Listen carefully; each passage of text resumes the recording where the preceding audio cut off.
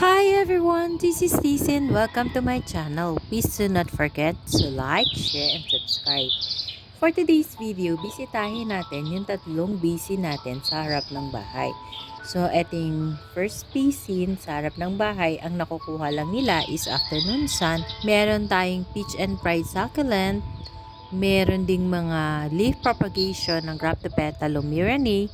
And meron din tayong topsy-turvy. As you can see, may mga weeds kasi hindi ko pa nalinisan yung mga succulents dito sa harap ng bahay kasi palaging umuulan. Tapos afternoon sun, tuwing afternoon nga umuulan. Meron din tayong Echeveria hercules na laging stress, ganyan lagi yung itsura niya.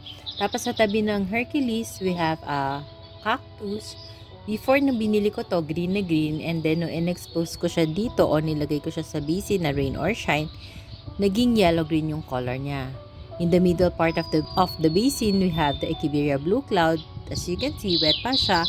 At the back part, we have the string of buttons. Yung string of buttons, hindi ko alam kung makakasurvive to, pero hindi ko siya pwedeng galawin kasi basa yung soil eh. So, gusto ko siyang sanang ikat para maipropagate.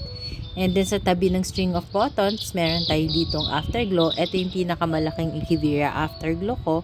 As you can see closely, makikita niyo yung morning dew. So, it's only 7:30 in the morning nung kinukuha ko tong video na to. So, ang problema ko naman dito, baka crown rot siya kasi nga naiipunan siya ng tubig. Pero, fortunately, wala namang crown rot na nangyari sa kanya. So, marami lang siyang dried leaves.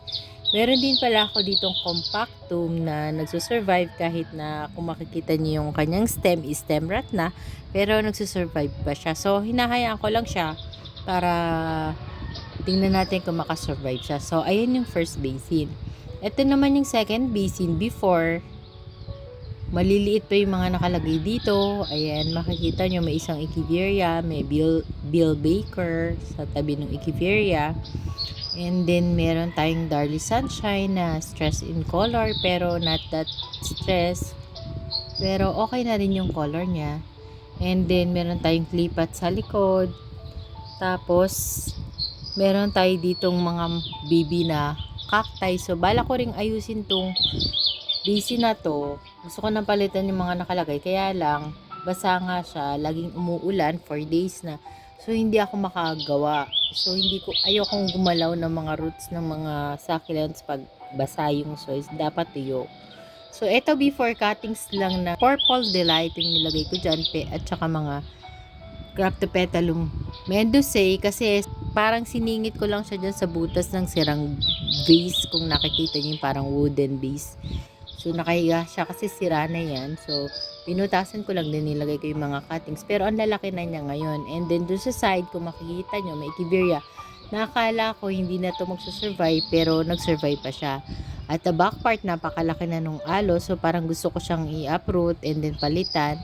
And then, meron ditong nakapat na Echeveria pallida. Dati, one rosette lang siya. So, ngayon, dalawa na. Parang tatlo na nga.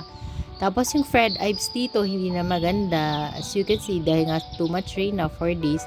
So, nag-stem na siya and nagkakasimula na siya mag-mealybug. So, tinanggal ko na. And then, tanggalin din natin yung mga dahon kasi hindi na din healthy. Hindi na rin yan magpaproduce ng baby. Tapos, ayan, nadali niya yung succulent na nakapat dito sa clay pot. Ang ganda pa naman nito. So, ganyan lang talaga yung itsura niya. Hindi ko alam kung anong pangalan yan. Pero lagi nabibigay ng flower. Yung flower niya, parang flower ng aloe.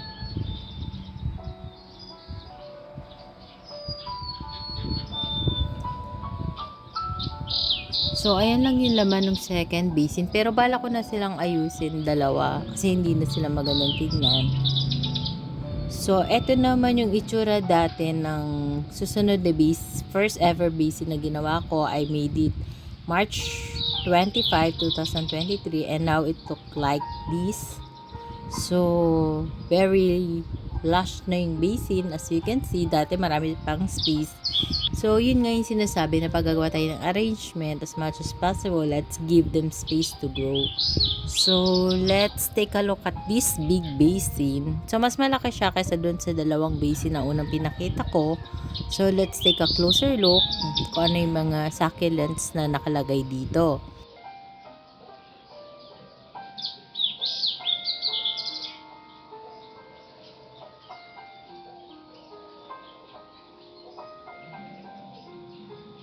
We have here the purple delight, pero hindi pa ganun ka-stress kasi lagi nga siyang nababasa dahil sa ulan. So, marami siya. Dati maliliit lang siya. So, malaki na siya ngayon. Tapos, meron doon sa back part ng purple delight na parang small palayok na merong blue crystal na nagsuserve as water. So, marami pa rin siya. So, I'm so glad hindi siya na-wash away. Tapos, yung front part ng basin is more on purple delight and then naglagay ako ng ghosty.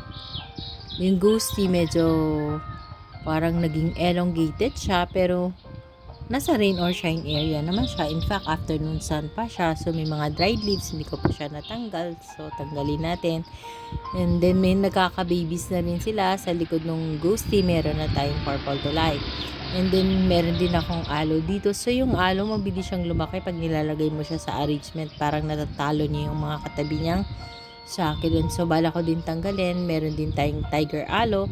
Meron tayong kalanchoe. So, itong kalanchoe na flex ko na rin to last Saturday sa inyo. Pero yung pagka-flex ko ngayon is morning. So, mas makikita nyo ngayon yung yellow, white. Hindi naman ngayon makita yung pink color niya. So, beside the tiger aloe and the kalanchoe, we have the bill baker na maganda yung farina niya kasi hindi ko nga siya laging nakahawakan. So, medyo perfect yung farina at ang gandang tingnan, bluish gray. So, ito naman yung Graptopetalum mendozae na para siyang bouquet of flower dyan. And then, medyo na sunburn lang siya. Hindi ko nga alam ba't nasa sunburn ba siya. Ulan naman ng ulan sa hapon. Tapos, sa likod nung Graptopetalum mendozae, we have the jade plant. Before nung flex ko to, yung jade plant nito, medyo pangit yung down niya. So, ngayon nakaka-recover na siya kasi kinain ng tilas. Pero ngayon, may bago tayong bisita. Hindi ko nga ito napansin kaagad. It's a green bug. So, hindi na siguro kinakagatan lang niya yung leaf. So, hinahayaan ko lang siya dyan kasi yung mga insects, may purpose din naman sila kung bakit sila nandito sa earth. So, they are part of the ecosystem. Kung hindi naman talaga nagbibigay ng big damage sa mga plants ko, hinahayaan ko lang sila. Kasi, yun nga, sabi ko, part of ecosystem, may purpose sila kung bakit nandito sila. So, before we end this video, gusto ko lang ulit i-flex sa inyo yung Echeveria Bloody Maria. May bagong itsura na naman niya. Before kasi parang light pigmentation of pink, 'di ba? Yung huling pinakita ko sa inyo during last Saturday. Ngayon, starting to get red in color na. So, nag-iba na naman yung itsura niya, kaya gusto ko lang kayong i-update. Kasi baka pag sa susunod na update ko, red na siya. So, ngayon parang pink-red ang color niya. Tsaka dumami na siya kasi dati parang lines lang yung pagka-pink niya. So, ngayon, ganito na yung itsura ng Echeveria Bloody Maria. Eto, nasa veranda area to. Rain or shine din. Ang ganda niyang tignan, di ba? So, ang ganda talaga pagmasdan ng beauty ng nature.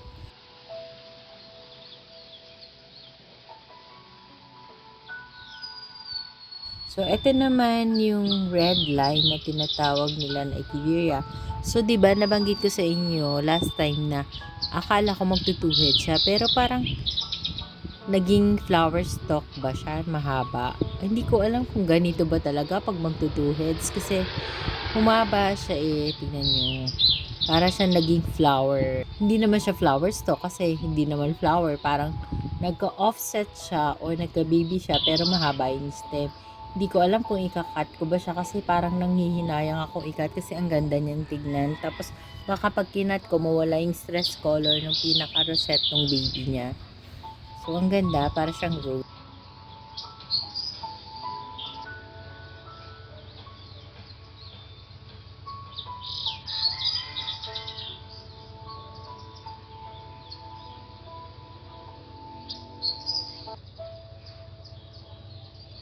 Tapos eto nga, yung pinlex ko din to sa inyo last time, yung parang makapal.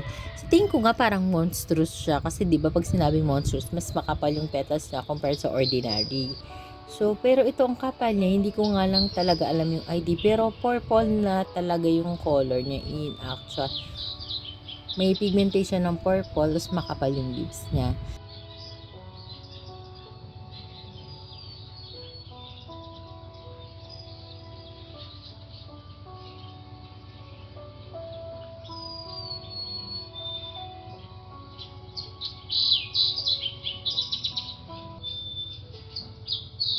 So that's all for today's video, guys. I hope you like my sharing for today. Thank you for watching. Please do not forget to subscribe and share my video to your family, friends, and relatives.